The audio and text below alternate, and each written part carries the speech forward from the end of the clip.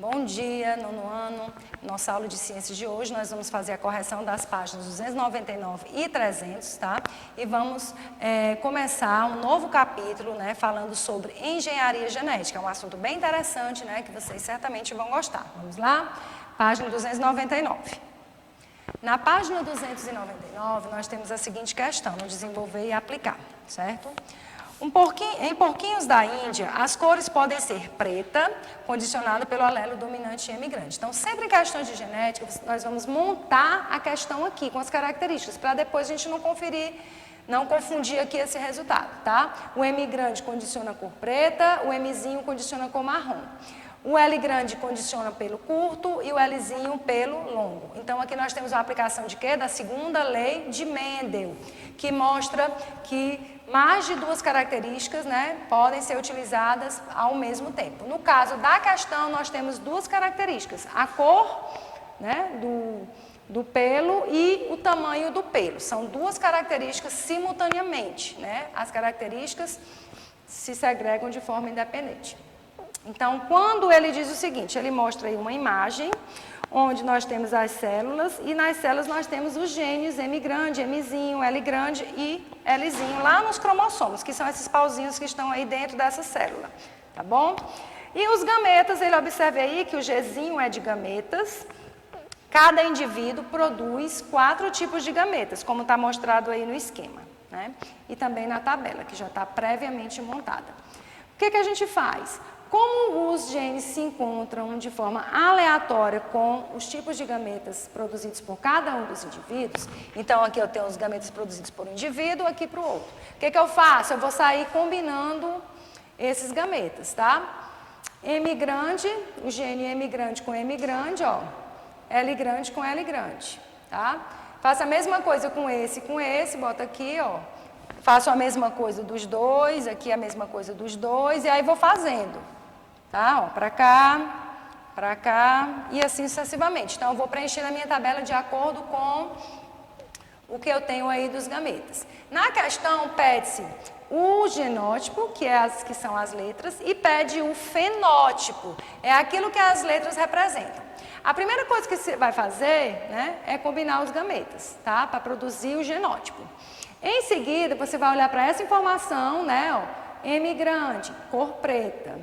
Ah, tia, mas aqui tem um M grande e Mzinho. O Mzinho é cor marrom, mas esse tipo de herança, não esqueçam, é de dominância. O gene M grande domina o gene Mzinho. O gene L grande domina o gene Lzinho. Ok? Então, um indivíduo assim, ó, ele tem um M que condiciona a cor preta. Basta ter um M grande para o animal ter a cor preta. Basta ter um L grande para ter o pelo curto. Ó, aqui é curto, curto, mas aqui é L grande, e aqui é L grande, Lzinho, tá? Então, eu faço isso com todos as combinações possíveis dos gametas e eu tenho esses 16 resultados, tá ok? Agora, na página 300... ele dá o mesmo exemplo lá, um outro exemplo bem parecido, e um dos indivíduos ele produz 4 tipos de gametas, que são esses, e o outro só produz um tipo de gameta, que é esse. Quando eu faço a combinação, vou ter esses resultados aqui, esses 4 resultados, né? Ele quer saber a proporção, né, do genótipo. Eu tenho esse genótipo aqui, né, são 4 resultados, tá? Eu tenho um genótipo de um total de 4, então eu tenho 1/4. Eu tenho esse outro genótipo aqui, que é 1/4, cada um é 1/4, né, a proporção, tá? Para que eu possa ter o total, que são 4 resultados. E os fenótipos, né? Essas plantas aqui, elas apresentam, né, das ervilhas, o V grande, ó. O V grande condiciona sementes amarelas e o R grande condiciona sementes lisas. Aqui eu tenho sementes amarelas, né? Para ser rugosa, ó, tem que ser Rzinho, Rzinho. Então, o V grande, característica sementes amarelas, domina, né, o Vzinho, que condiciona sementes verdes. O R grande condiciona sementes lisas e o Rzinho condiciona sementes rugosas. Aqui, ó, basta ter um R grande para a semente ser lisa. Por quê? Porque a característica lisa é dominante sobre a característica rugosa. Aqui a gente tem a segunda questão, bem parecida com aquela anterior que a gente montou, né? Ele dá aqui os gametas produzidos por um indivíduo e aqui por outro. Ele já preencheu essa combinação, ele quer também o genótipo e quer o fenótipo, tá? Observe que aqui nós temos duas características. A cor dos olhos, né, ser castanhos ou ser olhos azuis, e os cabelos ser castanhos ou serem loiros, tá? Ele dá no enunciado, o A grande condiciona olhos castanhos, o Azinho olhos azuis, o B grande olhos castanhos e o Bzinho cabelos loiros. Tá? Então, baseado nessas informações que o enunciado da questão traz, você vai montar primeiro o genótipo e depois o fenótipo, ok? A terceira questão, também semelhante, ele dá os dois tipos de gametas produzidos por esse indivíduo e os 4 produzidos por esse outro. Faz a mesma coisa, faz a montagem para ver o genótipo, são 8 tipos diferentes, né? E o fenótipo desses dois aqui é o mesmo, pelo curto, o L grande condiciona pelo curto, o M grande condiciona a cor preta do pelo, tá? O L grande é pelo curto, e o Mzinho, ó, pelo marrom. O Lzinho condiciona pelo longo, então esse é longo e esse é longo. E o M grande, cor preta, e o Mzinho, cor marrom. Então, confiram aí esse resultado, ok? Agora, nós vamos falar um pouco sobre engenharia genética, né? É um assunto bem novo dentro da genética. E o que consiste nessas técnicas de engenharia genética? São técnicas onde ocorre uma deleção, ou seja, uma exclusão de um determinado trecho de DNA, que é o material genético, ou a inserção, né, ou seja, você colocar um pedaço de material genético com determinados genes, ou a manipulação de um gene em um determinado organismo. E qual é o objetivo dessas técnicas de engenharia genética? É de introduzir ou até mesmo reforçar, gente, características de um ser vivo.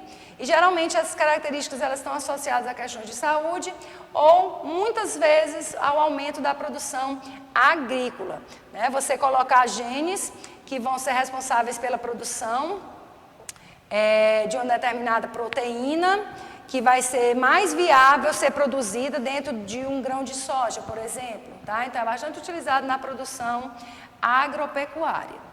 Não sei se vocês já ouviram falar nesse termo aqui, ó, um organismo transgênico, né?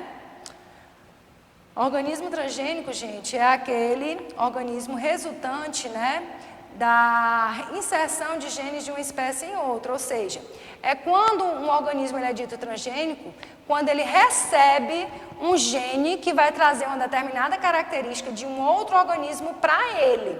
Por exemplo, em plantas, né? Isso pode ser muito aplicado para essas plantas ficarem resistentes a determinadas pragas, tá? Isso é muito importante, né? Para fazer com que aquela planta ela não possa ser atacada por determinados insetos, ou por fungos, tá? Ou por vírus. Então, tem sido muito utilizado em plantas. E como foi, professora, a história da engenharia genética, né? Essa história, gente, da engenharia genética, ela já vem, né, desde 12 mil anos antes de Cristo, tá? E ao longo da década de 80, né, os estudos começaram, né, a ser feitos com a finalidade de manipular os genes de espécies em outras espécies, né? Em 1972, foi feita a primeira transferência direta de um material genético de um organismo para outro, tá? E em 1974, né, foi criado o primeiro animal geneticamente modificado, né, que foi inclusive um ratinho, certo? E foi feito também com plantas, né, a planta do tabaco, né, do qual é extraída a folha, né, para fazer cigarro, tá? E a partir do ano de 2000, né, ocorreu a manipulação, ela já estava em estágio bem avançado, certo? E de lá para cá, né, só cresceu. E a engenharia genética voltada para a economia, né? Então, nós temos duas categorias que nós podemos destacar nesse tópico aqui, que seria o abastecimento de alimento e a melhora da qualidade de características que agregam valor ao produto comercializado. Tá?